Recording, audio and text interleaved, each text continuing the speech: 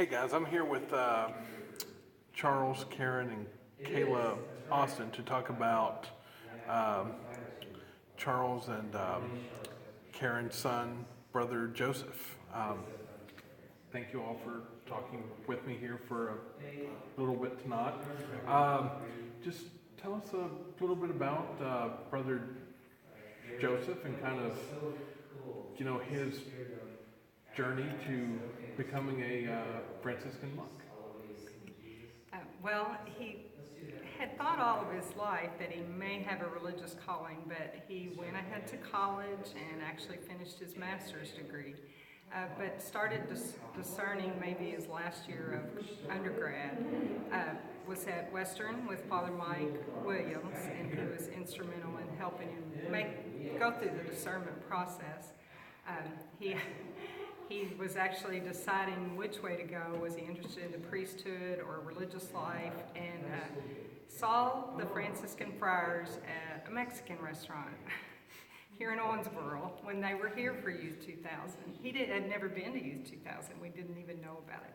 But he saw the friars there, went home that night and Googled Gray Friars and found them. Saw they were based in New York City and thought, nope, that's not for me, because he's definitely not a big town person. So he tried to put that aside, but it kept coming back to him. The Lord kept calling him there. And he'd research a little more and still would say, no. He even went and visited.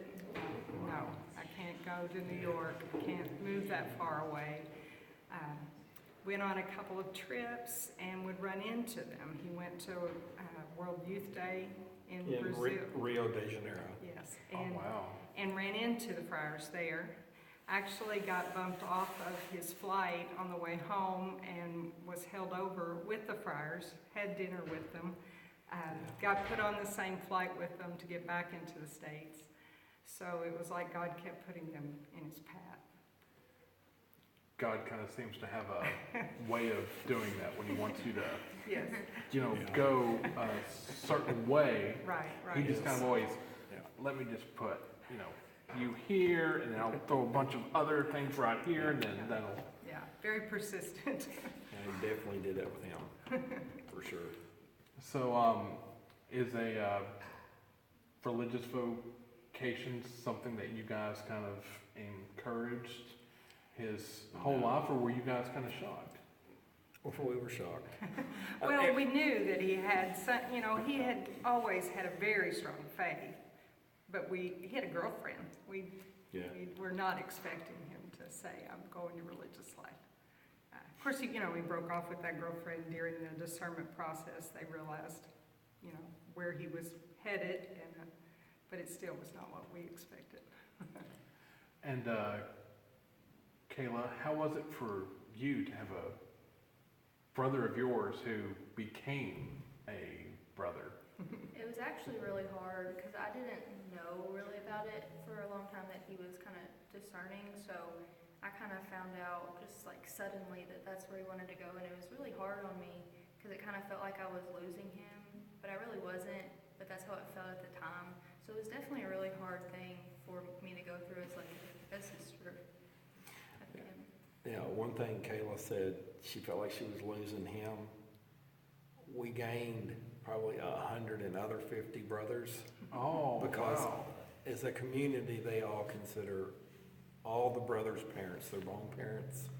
Oh, wow, that's fantastic. And we actually had 2 of the brothers and 6 of the postulates visit us last summer, which was really neat.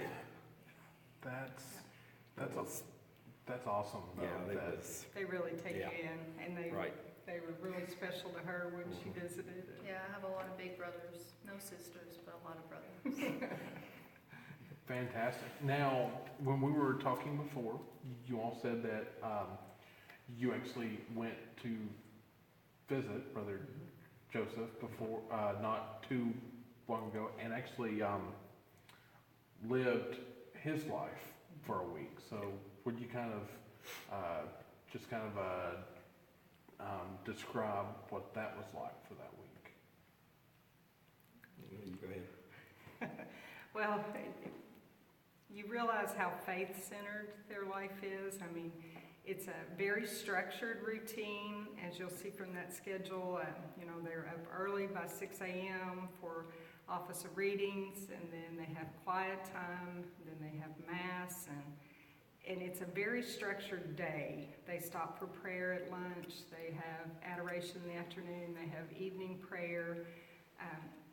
But it's a very structured day, but it's all centered on God and their faith. And but they have a lot of fun too. They have great senses of humor, and you know, they work together, they cook together, and they cut up a lot, and it was just a joyful place. You couldn't be there and not be happy. Oh, that's fantastic. Now, are they in? Is like his brother Joseph? Is he in New York right now, or is he across in New Jersey, or? He's in New Jersey. They have a presence in a lot of different cities. It's mostly in the New York area, but they do have other friaries over. There's one in England, Ireland, Honduras. yeah, And then in Texas, isn't there? yes, and then there's a couple in New Jersey, and several throughout the city of New York. Yeah. Now, I think I just cut you off by accident. So, what were you? I was just gonna say, you know, they don't have TV, they don't get the newspaper, and there's something to be said for that life where, you know, it's quiet. You don't have everybody, you know, constantly pulling at you, wanting something. It was really nice and relaxing and peaceful the week we were up there, because it's something we're not used to. You know, we have constant bombardment from something, the media, or just, you know, people want something in general. It was just such a relaxing atmosphere to be in. It's hard to explain. So, when you all went there to New Jersey, so you guys didn't have your cell phones or anything like that either, did you? We had our cell phones, but they were on silent. We didn't use them. You know. So, Well, is there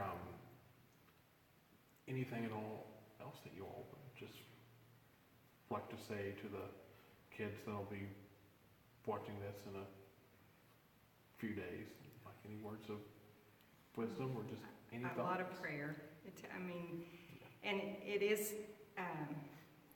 you know, from a parent's perspective, it is an adjustment because it's not the norm. It's not where you see your children going for most of us. We look at the life of marriage and grandchildren, and it's a different path. So sometimes for parents it takes a while to adjust, but it's definitely something you should be open to and willing to talk to your parents about, and or your priest, and be open to that discernment process, because you never know where God's going to call you.